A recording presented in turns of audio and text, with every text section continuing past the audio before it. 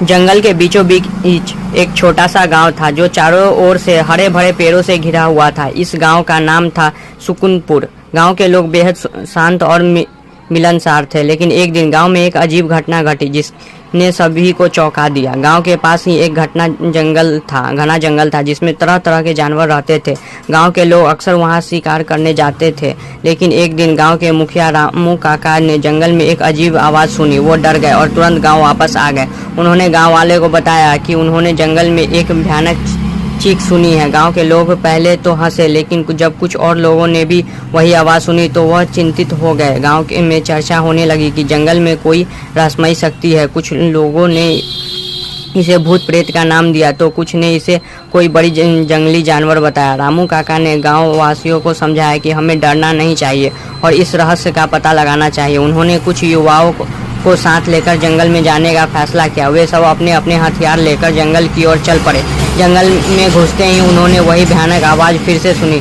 सभी डर के मारे रुक गए, लेकिन रामू काका ने हिम्मत नहीं हारा। वे धीरे धीरे आवाज़ की ओर बढ़ने लगे। जब वे आवाज़ के पास पहुंचे तो उन्होंने देखा कि एक बड़ा सा अजगर का पेड़ के नीचे लिपटा हुआ है और चीख रहा है। रामू काका ने ध्यान से देखा और समझाया कि अजगर के पेट में कुछ अटक गया है, जिसका वजह से वह चीख रहा है। रामू काका ने गांव के युवाओं को इशारा किया और सबने मिलकर अजगर को शांत किया। उन्होंने देखा कि अजगर के पेट में एक छोटा हिरन फंसा हुआ है। उन्होंने बड़ी सावधानी से अजगर के पेट से हिरन को बाहर निकाला।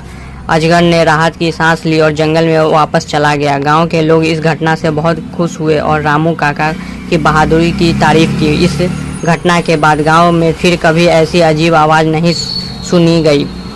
गांव के लोग इस घटना से सीख गए कि किसी भी समस्या का समाधान डर से नहीं बल्कि हिम्मत और समझदारी से किया जा सकता है।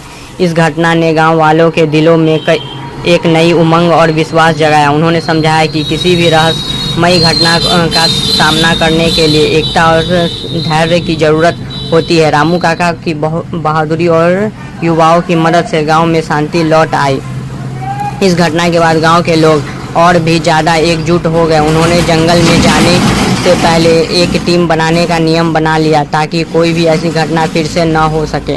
गांव के बच्चे ने भी इस घटना से बहुत कुछ सीखा। वे अब समझ गए थे कि डरकर भागने से समस्या हल नहीं होती, बल्कि मिलजुल कर और समझदारी से काम करने से हर मुश्किल का हल निकल सकता है।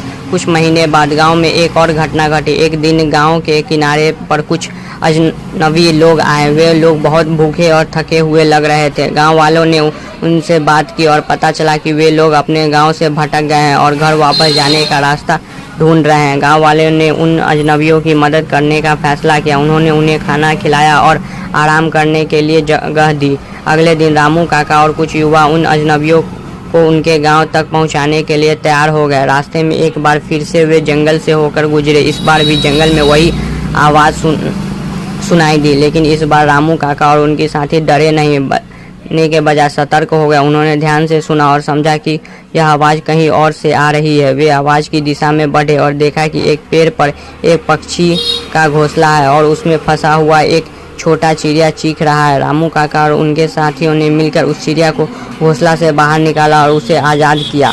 इस घटना ने गांव वाले को एक और सबक सिखाया कि हमें हमेशा सतर्क रहना चाहिए और किसी भी समस्या का शांतिपूर्वक और समझदारी से हल निकालना चाहिए। गांव के लोग इस घटना के बाद और भी ज़्यादा एकजुट और मजबूत हो गए। उन्होंने एक दूसरे की मदद करने और हर समस्या का हल मिलकर निकालने का संकल्प लिया।